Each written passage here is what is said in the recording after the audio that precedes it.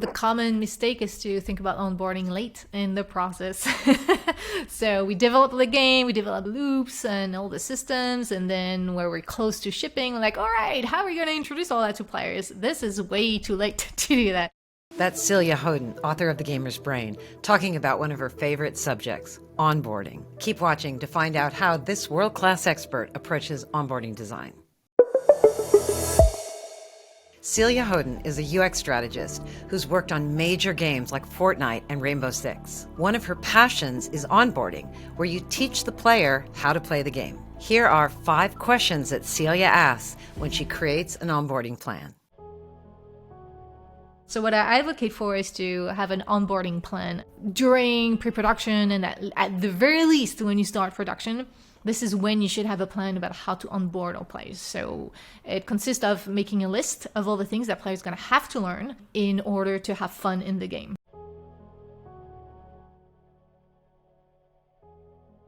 We try to sort it all out. We define, what is going to be easy for players to learn. And by easy, we mean, we're targeting that type of players. And if they are already, FPS gamers, and they are aiming and shooting in the game, it should not be too difficult for them to learn that. And if there's building in the game and that's fairly new and it's very different from building in other games like Minecraft, then we can expect that it's going to be more difficult for players to learn about this because it's new and they're not familiar with any of that.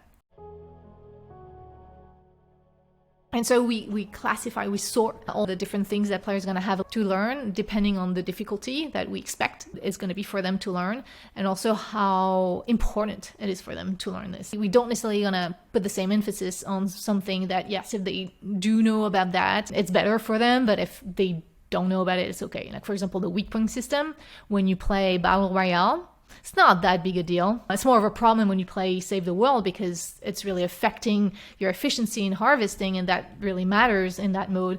But in Battle Royale, you're more efficient if you know about this. But it's not that important. So depending on the modes and depending on how central it is to the experience that we want to offer, they're gonna have different priorities.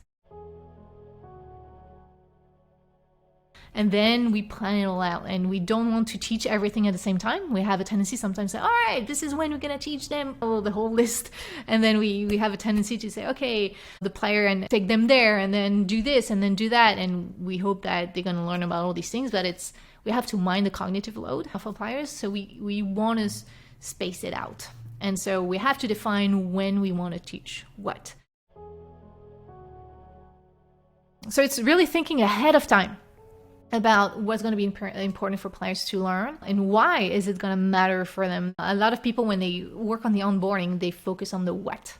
What do they need to learn? But that's not as important as why. Why should they care? Because if you think about why they should care about learning X, Y, and Z, then you can place them in a situation where they have to learn it and that it's meaningful for them. And then because it's meaningful to them, they're going to focus more on it and they're going to pay more attention to it, and therefore they're going to learn about it better. So it's mostly that, like thinking about it too late and focusing on the whats instead of focusing on the whys. So there you have it, Celia Hodent's 5 steps for creating an onboarding plan. To hear more from Celia on UX for gaming, watch our full interview here. Let's get smarter together. I'll see you next week.